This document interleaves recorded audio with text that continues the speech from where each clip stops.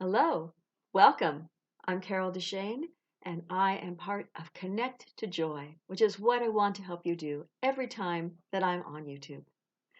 Today and every week this month, I'm going to be talking about how to find more peace in your life. And can't we all kind of use some of that ourselves? How we're going to do that this week is to let go of some of that stress that we may be holding. And you might wonder, well, how can I do that? I mean, maybe you already meditate. Maybe you already try all sorts of things that you've thought of that you just maybe aren't working. And sometimes you'd be surprised, even when you think you're not stressed out, if you go for a massage, you'll find there are so many kinks and things that are in your body that you're holding really stiffly.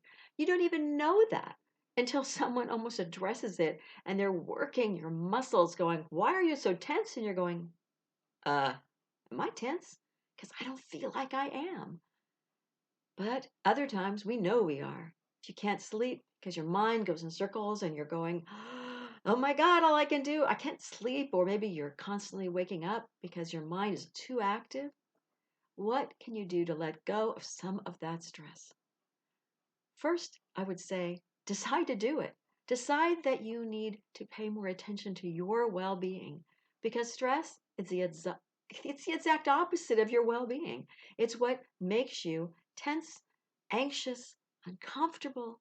And we don't need that in our lives, except we do need it occasionally when we want to. Maybe we're going into a, a place that we're not comfortable with. Maybe we're going for an interview when we're getting hired. For me, when I'm going to an audition for a musical or a play, I go, a little nervous.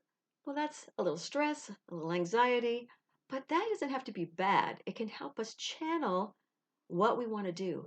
It can make us aware that we're a little uncomfortable and we need to do something about that. For me, letting go of stress is something that I have to consciously do. And I have to consciously be aware of when I'm letting stress get to me. And then I have to decide that my well being is more important than what I'm being stressed out about. Most of the time, stress is when we feel like we're being piled on top of us.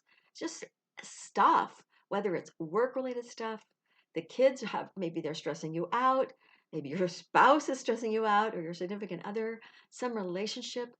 All those things can stress you out. And you have to decide if this anxiety and this feeling of anxiousness is really worth it to you. Are these people worth it? Is this job worth it? Is where maybe you're living worth it in the situation you're in? Those are important decisions that you need to make for yourself. And I'm not saying, hey, dump the job, dump the relationship until after you've really thought it through. What is it doing for you? Is it good? Then what are you anxious about? Look at why you're stressed out. First, realize that you are, and then trying to figure out what it is about the person or the situation that makes you tense, that makes you worry or wonder, what is it? Once you know what it is and why you get stressed out, then it's so much easier to do something about it. Sometimes we can't tell. We just know we're around a certain person and we get all anxious. And other times, we might go to that masseuse and not even know why we're so tense. I know that I had a dog who was the sweetest, most wonderful dog, but she was very ah, ball of anxiety. I say excitement, I guess. I was going to say anxiety, but she didn't have any anxiety. She was excited, but she was so amped up all the time that the only time that she relaxed was when when she had an issue with her foot, and she went into the vet and they gave her a shot, and all of a sudden, bleh, she was so relaxed. And the vet said, "This dog, she's so amped up all the time. I can tell when they relax, they really relax. I mean, everything relaxes. Not to get technical, but her bowels and everything really relaxed." So if you're holding yourself tense, you're even going to be harder to be around. Not only you're going to be harder to be around yourself, but everyone else will be too. Because when we're tense, we are not our kindest.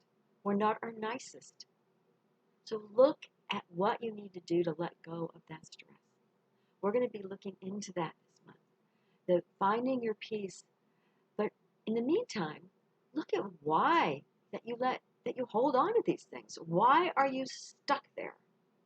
And if you aren't sure, if you are stressed out, but you think maybe you're not, go in for that nice massage.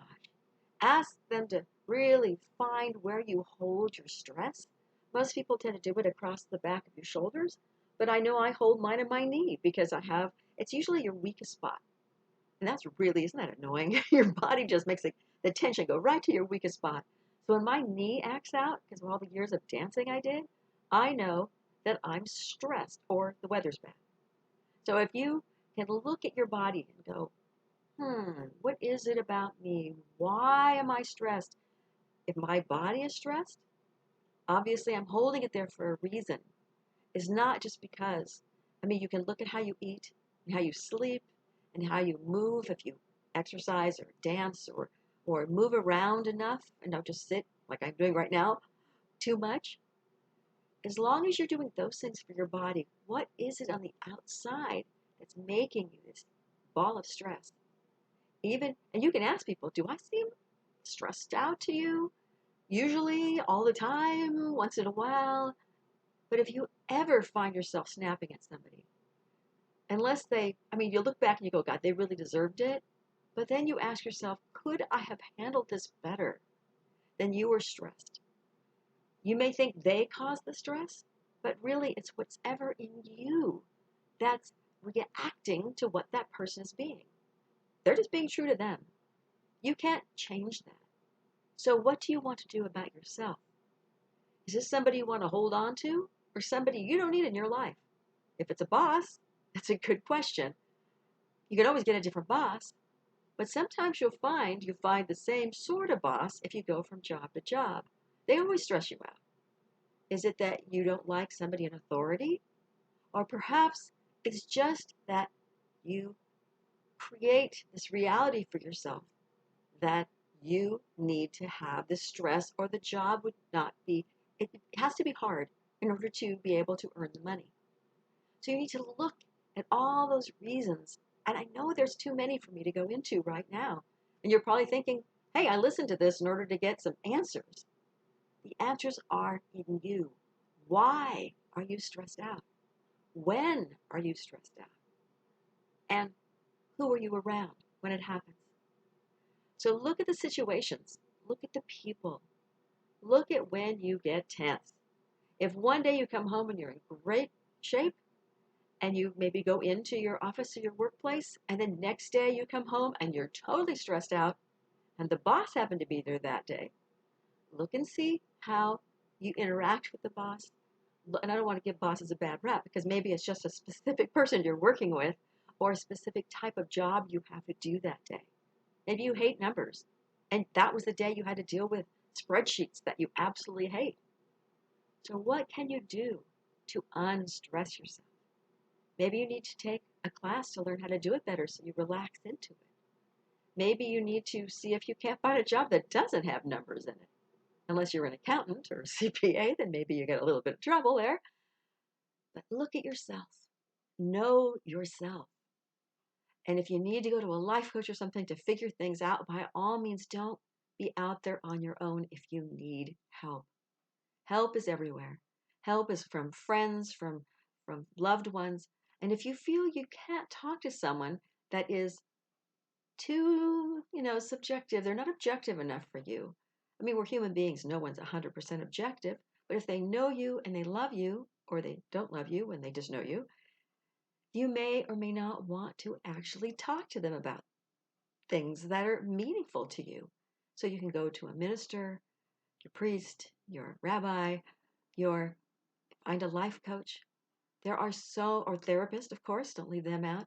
There are so many different types of levels of people you can talk to. Some, of course, cost money, some don't, but you are worth it. If you need help, find your help. What's true to you? Who is it that you are called to talk to? I know I have clients that come to me after they try everything else. And then they go, why did I wait so long? And I've done that because I've had coaches where I've gone, why did I wait when I had the situation I thought I could handle?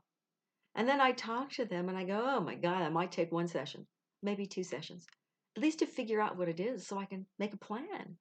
Let go of what's holding me back, what's stressing me out. So look at your life.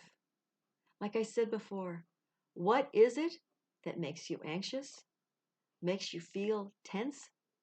When does it happen? Who are you around when it happens? What's the situation? And why? Do you know why? If you know why, then you will be able to help yourself figure out how not to let it happen again. This whole month is about finding peace. This is a first step, and it can be a huge one. But you have to be willing to look at your circumstances, the people you're around, and how your responsibility lies with how you react. If you snap at people, if you're unkind, if you even have been told that you're nasty or too abrupt with people, it's for you that you need to do this. I mean, it also helps the people around you, but you want to do this for you so you find your joy. You can't find joy if you're being unkind, if you're being tense, if you're being stressed out. And that's what I'm all about. Finding your joy because that makes you the best self that you can be, the one that you love being around. And it's amazing when you love being around yourself, how other people love being around you too, and you'll attract nicer people to you, really. So look at those reasons. And if you need help, I am an email away. And there are, of course, a million other people out there who can help you as well. Thank you for joining me. I'm Carol DeChaine.